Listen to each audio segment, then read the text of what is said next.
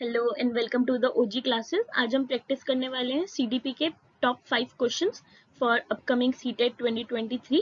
ये CDP practice का series number 1 है। ऐसे आने वाली और भी सीरीज हैं जिसमें हम 5 to 7 क्वेश्चंस हर एक वीडियो में डिस्कस किया करेंगे। तो आज के इस वीडियो का पहला क्वेश्चन है that development is always from. जो डेवलपमेंट है वो कैसे प्रोसीड करती है। ऑप्शंस है हमारे पास centre to outside, outside to centre, right to left और बॉटम टू टॉप। तो हम अपनी डेवलपमेंट की जो हमारी स्टेजेस हैं या डेवलप प्रिंसिपल्स हैं डेवलपमेंट के, वो क्या कहते हैं कि डेवलपमेंट या तो सेंटर से आउटसाइड यानी प्रॉक्सिमो डिस्टल, और या फिर जो हमारी डेवलपमेंट है वो कैसे होती है, हेड टू टो, है ना। तो यहाँ पे हमारा ऑप्शन नंबर ए जो है वो करेक्ट है, यानी the development is always from centre to outside. Option number A is correct. Okay, so let's read some notes about it. That principle of development, principle of development क्या कहता है, that development proceeds from centre of the body to outward, that is from central axis to the extremities of the body. यानी जो हमारी development है वो body के centre part से शुरू होके बॉडी के बाकी सारे पार्ट्स में डेवलपमेंट बढ़ाती है। जैसे कि पहले रीढ़ की हड्डी जो हमारी स्पाइनल कोड है, पहले वो डेवलप होती है, फिर बाकी के पार्ट्स जो हमारे बाकी के बॉडी पार्ट्स हैं वो डेवलप होते हैं। अगर आप मैं एक एग्जांपल के रूप में इसको समझें तो हम ये कह सकते हैं कि जो बच्चे की आर्म्स हैं वो बच्चों के हाथों से पहले डेवलप होंगी, और बच्चों के जो हैंड्स और फीट हैं वो फिंगर और टोज से पहले डेवलप होंगे। यानी बच्चा जो फाइन मोटर स्किल्स है वो करने से पहले वो अपना हाथ और पैर हिलाने सीख जाएगा। बाकी के जो प्रिंसिपल ऑफ डेवलपमेंट है वो और क्या कहते हैं कि जो डेवलपमेंट है वो प्रोसीड करती है फ्रॉम हेड टू टो, जिसको हम सेल ऑफ क्वाड्रल डेवलपमेंट भी कहते हैं। और डेवलपमेंट जो है वो ऑकर करती है फ्रॉम जनरल टू स्पेसिफिक। पहले छोटी छोटी चीजें डेवलप होंगी, फिर स्पेसिफिक पार्ट्स डेवलप होंगे। यानी बच्चा पहले मूवमेंट सीखेगा, फिर ही वो फाइन मोटर स्किल्स की तरफ बढ़ पाएगा। Development depends on the maturation and learning. जैसे जैसे बच्चा मैच्योर होता जाएगा वैसे वैसे बच्चा सीखता जाएगा और डेवलप करता जाएगा। तो यहाँ पे हमें पता चला कि ऑप्शन नंबर ए जो है वो हमारा करेक्ट है, that development is always from centre to outside body. Next question है हमारा, द असेसमेंट डन ड्यूरिंग और before instructions is known as.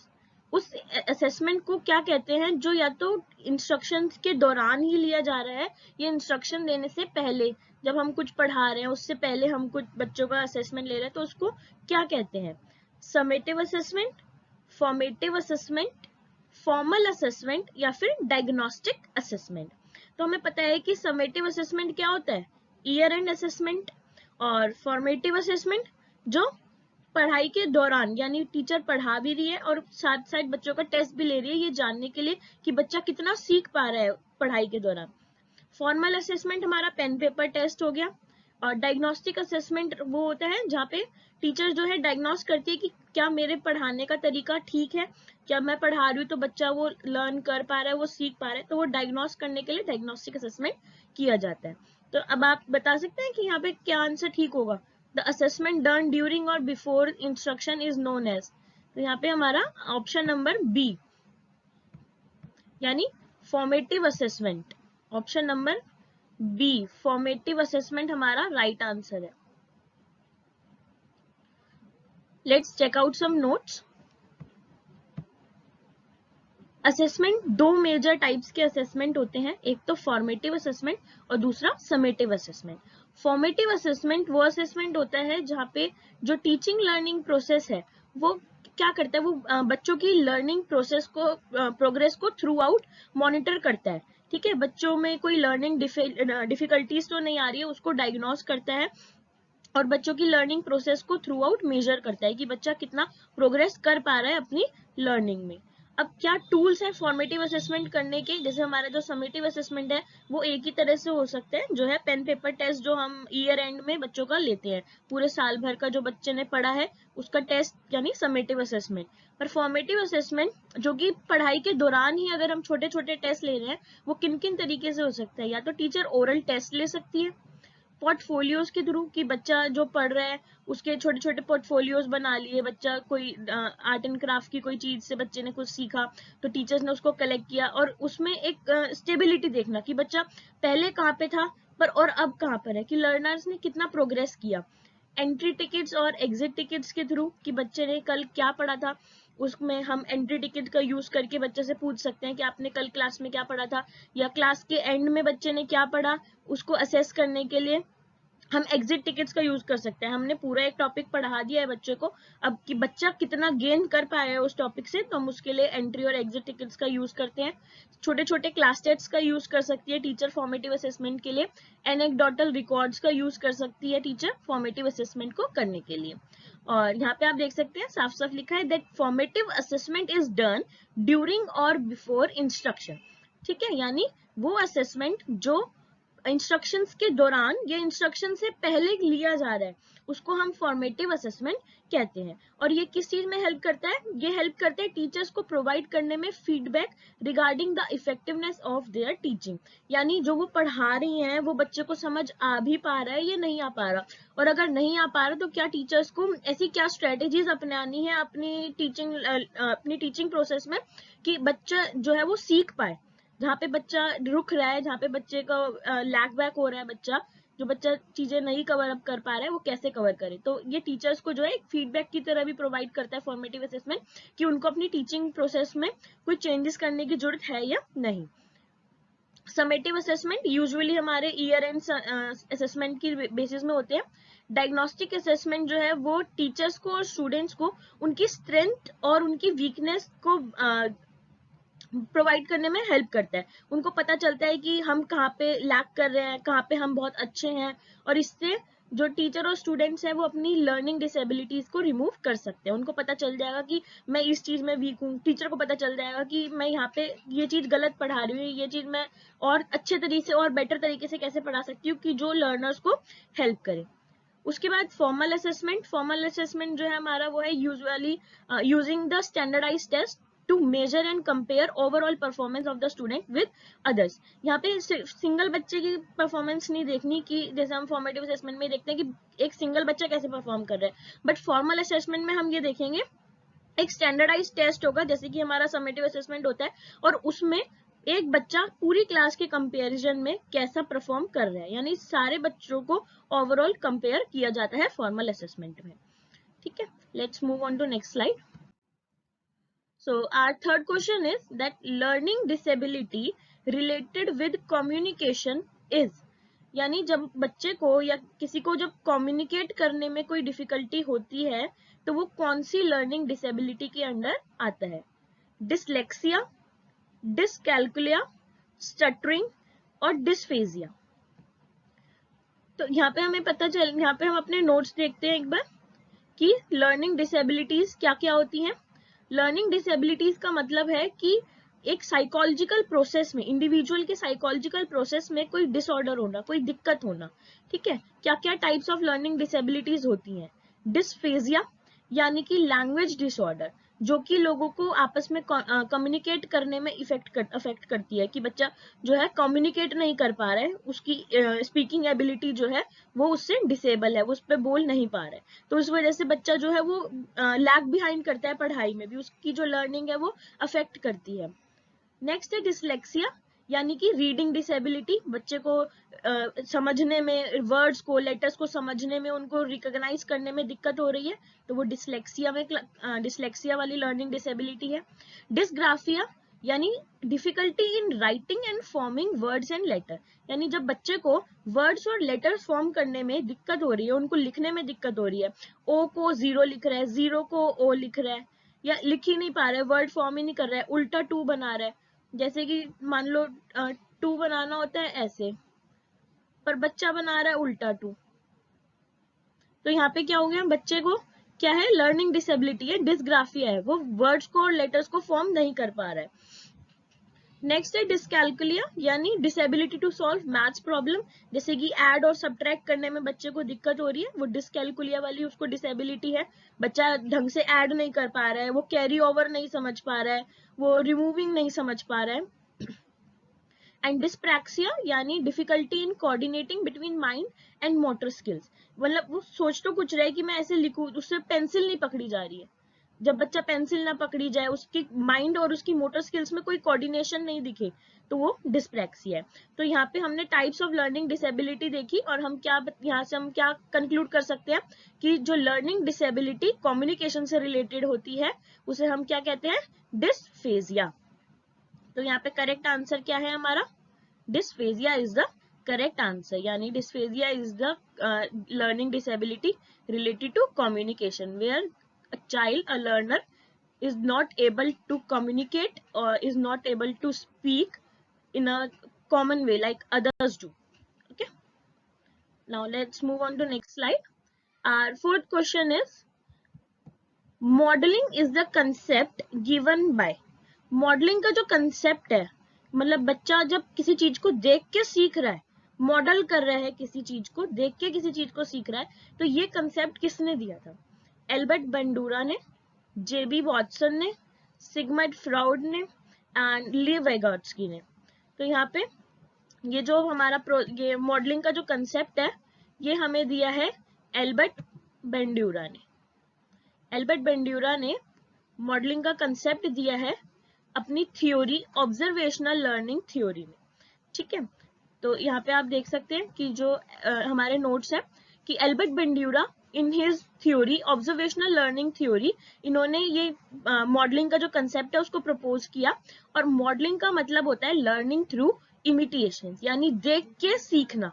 जब बच्चा देख देख के चीजों को सीख रहा है, वो अपने इन्वायरमेंट में देख रहा है क्या हो रहा है और उनको मॉडल कर रहा है अपनी लाइफ में, तो उसको क्या कहेंगे, मॉडलिंग। और ये कंसेप्ट एल्बर्ट बंडूरा ने हमें दिया था। अब एल्बर्ट बंडूरा की जो थ्योरी है, ऑब्जर्वेशनल लर्निंग थ्योरी, ये किस चीज पे एम्फेसाइज करती है, that learning take place through indirect sources, जैसे कि watching and hearing other. Learning कैसे होती है, इनडायरेक्ट सोर्सेज से होती है। बच्चा देख रहा है किसी चीज को, उसको सुन रहा है। बच्चे टीवी से भी कई बार बहुत सारी चीजें सीख लेते हैं, इसलिए भी कहते हैं कि बच्चों को ऐसी वीडियोस मत दिखाओ जिससे बच्चे पे गलत इफेक्ट आए। जैसे कोई वायलेंस वाली वीडियो है, तो बच्चा उसमें देख रहा है कि कैसे वायलेंस हो रहा है घर में, या पेरेंट्स जो हैं आपस में लड़ रहे हैं, तो बच्चा भी वही चीजों को कैप्चर करेगा।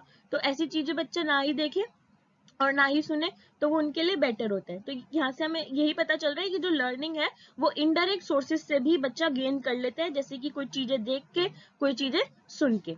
Cognitive and problem solving skills can be learned by imitating and watching other. अब cognitive skills और problem solving skills भी दूसरों को देख के, दूसरों को कैसे दूसरे कर रहे हैं उनको देख के और उनको imitate करके, कि हम भी खुद भी वैसे ही करें, उसको देख के भी हमारी जो cognitive skills हैं वो सीखी जा सकती है। जैसे कि मम्मी हमारी क्या कैसे काम कर रही हैं, कैसे मम्मी बर्तन धो रही हैं, या मम्मी कैसे किसी सुई धागे में कैसे पो रही हैं, तो बच्चा भी उस चीज को कैप्चर करेगा, बच्चा उस चीज को इमिटेट करने की कोशिश करता है, और बच्चा दूसरों को देख देख के भी चीजें सीखता है। New behavior and experiences are acquired by observing others in an immediate environment. नए behavior की मम्मी तो भाई सबसे अच्छी तरह बात कर रही है, तो बच्चे में भी वो एक अच्छे वाला बिहेवियर आ जाएगा। अगर बच्चा अपने आसपास के सराउंडिंग में देखेगा सब गुस्सा ही रहते हैं एक दूसरे से, तो बच्चे का नेचर भी कैसा हो जाएगा, बहुत ज्यादा रूड हो जाएगा, बच्चा भी जो है चिड़चिड़ा सा होने लग जाएगा। तो बच्चा जो है नया बिहेवियर और नए एक्सपीरियंसेस जो है वो एक्वायर करता है अपने आसपास के इमीडिएट सराउंडिंग्स को देख के। मॉडलिंग के 4 प्रिंसिपल्स हैं, 4 स्टेप्स हैं, और ये इन्हीं 4 स्टेप्स में ही फॉलो अप होता है। सबसे पहले है अटेंशन। सबसे पहले बच्चा देखेगा क्या हो रहा है उसके सराउंडिंग में, उसके बाद उसको रिटेन करने की कोशिश करेगा, यानी रिटेंशन होगा, रिटेन करेगा अपने माइंड में, और उसको फिर वो अगले स्टेप पे बढ़ेगा जब वहां पे वो दोहराएगा, यानी रिप्रोड्यूस करेगा उन एक्शंस को। और उसके बाद मोटिवेशन, यानी उसको पूरा पता चल जाएगा कि हाँ मुझे इस तरह से इस काम को करना है। तो प्रिंसिपल मॉडलिंग के 4 प्रिंसिपल्स हैं, 4 स्टेप्स हैं। अटेंशन, यानी बच्चा पहले देख रहा है, फिर रिटेंशन, अब उसने देख लिया, सीख लिया, अब उसके दिमाग में ये चीज बैठ गई कि इस काम को ऐसे करते हैं या ऐसे मुझे किसी के सामने मुझे ऐसे बिहेव करना है। अब वो उसको रिप्रोड्यूस करेगा किसी के आगे, जब उसको मौका मिलेगा उस चीज को दोहराने का तो वो उसको रिप्रोड्यूस करेगा और उसको मोटिवेशन मिल जाएगी कि हाँ मैं जो कर रहा हूँ वो अब ठीक कर रहा हूँ। और अगर बच्चा गलत कर रहा होगा तो उसको फिर पनिशमेंट मिलेगी, तो वो अपने बिहेवियर्स को फिर चेंज करने की तरफ जाएगा। और ये अब जेबी वॉटसन ने कौन सी थ्योरी दी थी? जेबी वॉटसन ने बिहेवियरल थ्योरी दी थी। सिगमंड फ्रॉइड की famous theory psycho analytic theory of personality development, and लेव Vygotsky has his special theory social cultural theory. Okay, so here the concept of modeling, the theory of modeling is being given by Albert Bandura. Let's move on to next slide. The last question of the day. Which of the following are involved in the stages of Jean Piaget's cognitive development theory? I think this is the most easiest question and everyone can guess the answer even without sharing any notes, right? So यहाँ पे पूछा गया है कि gene पियाजे की जो cognitive development theory है उसमें कौन कौन से स्टेजेस जो है वो इंक्लूडेड है। Formal operation stage, sensory motor stage, concrete operational stage या ऑल ऑफ द अबव। यहाँ पे बच्चे आंख बंद करके हम आंसर कर सकते हैं that all of the above is the right answer, क्योंकि ये तीनों स्टेज प्लस एक और स्टेज यानी ऑपरेशनल स्टेज जो है वो हमारे जीन पियाजे जी ने हमें दी है। ठीक है, कॉग्निटिव डेवलपमेंट के अंदर, कॉग्निटिव डेवलपमेंट थ्योरी के अंदर जीन पियाजे जी ने हमें 4 स्टेजेस दिए हैं। नोट्स में देखते हैं क्या क्या है वो 4 stages. So according to Piaget's cognitive development theory there are 4 stages of development.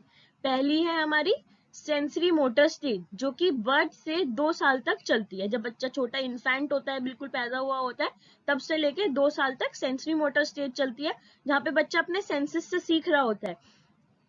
दूसरा होता है हमारा सेकंड स्टेज है, ये कॉन्टिन्यूस स्टेजेस चलती हैं, इनमें कोई शिफ्ट नहीं होता है कि पहले हमारी कॉन्क्रीट हो जाएगी फिर प्री ऑपरेशनल आ जाएगी, नहीं, ये चारों स्टेजेस जो है ये लाइन वाइज ही ऐसी चलती हैं, पहले sensory motor, then pre operational, concrete operational and formal operational.